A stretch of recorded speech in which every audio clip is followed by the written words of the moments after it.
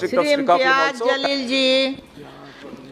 अध्यक्ष महोदय जी, हमारे स्पोर्ट्स मिनिस्टर, स्टेट मिनिस्टर दोनों भी यंग है, यकीनन उम्मीदें हमारी ज़्यादा बढ़ जाती है। मैं आपको कुछ बातें बताना चाहता हूँ। मोरक्को बहुत छोटा सा देश है, लेकिन जब ब्राज़ील को हराया तो शायद ब्राज़ील ने कभी सपने में भी नहीं सोचा होगा कि मोरक्को से हम हार जाएंगे। मेसी की अर्जेंटीना को जब सऊदी अरब ने हराया तो अर्जेंटीना ने कभी सोचा भी नहीं होगा कि सऊदी अरेबिया हमें इस तरह से हरा सकता है करके। लेकिन ये दोनों टीम्स, चाहे वो मोरक्को हो या सऊदी अरेबिया, जब मैदान में उतरे होंगे, उन्होंने पिछले 5 सालों से लगातार मेहनत कर रहे हैं ये सोचकर कि हम उतरेंगे तो हम जीतेंगे करके। हमें 135 करोड़ की आबादी वाले देश के अंदर हम लोग क्या कर रहे थे उस वक्त? हम टेलीविज़न के सामने बैठे हुए थे और हम ताली बजा रहे थे। खिलाड़ी कोई और था मैदान के अंदर, लेकिन हम खुश हो रहे थे कि देखिए कितना अच्छा गेम हो रहा है करके। उसमें हमें अफसोस इस बात का होना चाहिए कि 135 करोड़ की आबादी वाले देश के अंदर हमने 11 फुटबॉल खिलाड़ियों को तैयार नहीं किया। उस दिन सारे देश ने इस बात का चिंतन किया और हमने भी सोचा, यकीनन आपने भी सोचा होगा कि कहीं ना कहीं कुछ हमारी खेल नीतियों के अंदर कुछ बदलाव लाने की ज़रूरत है, वरना 135 करोड़ देश की आबादी अगर हम एक टीम तैयार नहीं कर रहे हैं तो कुछ ना कुछ कहीं ना कहीं गलत हो रहा है। इस बात का एहसास हुआ है और शायद वही एहसास को लेकर आज हम सभी लोग यहाँ पर इकट्ठा हुए हैं। मंत्री जी, मैं आपसे पूछना चाहता हूँ, यूएस और चाइना ऐसा क्या कर रहा है कि उनके खिलाड़ी मैदान के अंदर उतरते हैं? कोई भी इंटरनेशनल इवेंट जब ऑर्गेनाइज होता है तो उनके खिलाड़ी गोल्ड ऐसे ही हंसते हंसते लेकर चले जाते हैं। हम एक गोल्ड अगर लेके आ जाते हैं तो पूरा देश सेलिब्रेट करता है, बल्कि प्राइम मिनिस्टर ले लीजिएगा, पूरे मिनिस्टर्स ले लीजिएगा, पूरे चीफ मिनिस्टर्स उसका जश्न मनाते हैं, जबकि हमारे पास पोटेंशियल इससे ज्यादा है। कहीं ना कहीं हम कुछ ऐसा नहीं कर पा रहे हैं वो कर रहे हैं करके। वो क्या कर रहे हैं? तो वो बचपन से ही अपने खिलाड़ियों को आइडेंटिफाई कर रहे हैं, कौन हमारा खिलाड़ी कौन से खेल के अंदर है, और उसके बाद पूरी जिम्मेदारी उनके स्पोर्ट्स एसोसिएशन, फेडरेशन और वहां की सरकार उठा रही है।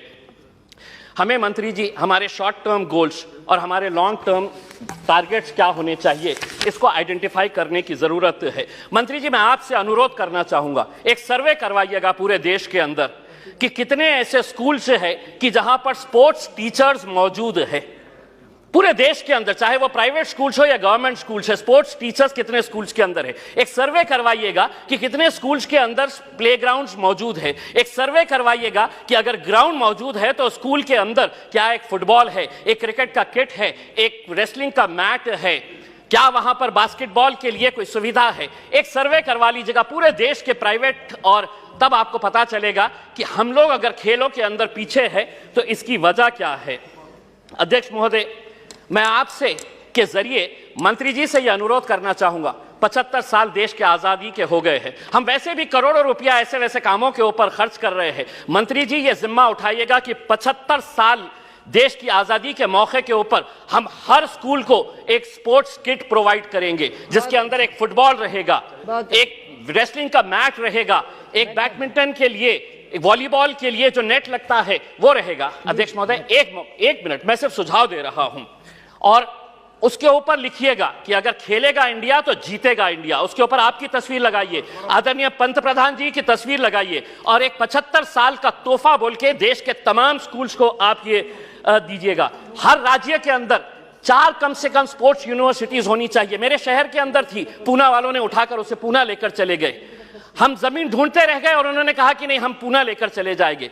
4 स्पोर्ट्स यूनिवर्सिटी, जिसका फोकस एरिया यही होना चाहिए, sports education, sports management, sports science, sports research और स्पोर्ट्स न्यूट्रिशन।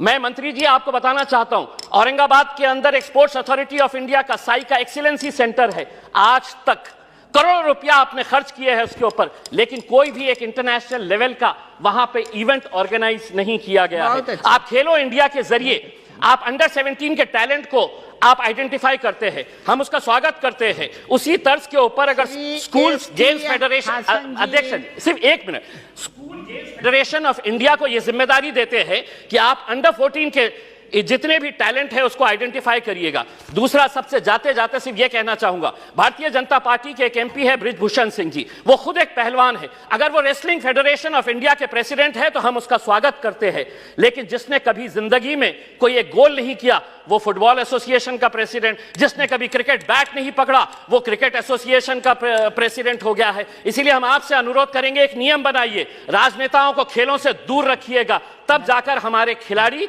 दुनिया के ऊपर राज करेंगे। बहुत बहुत धन्यवाद।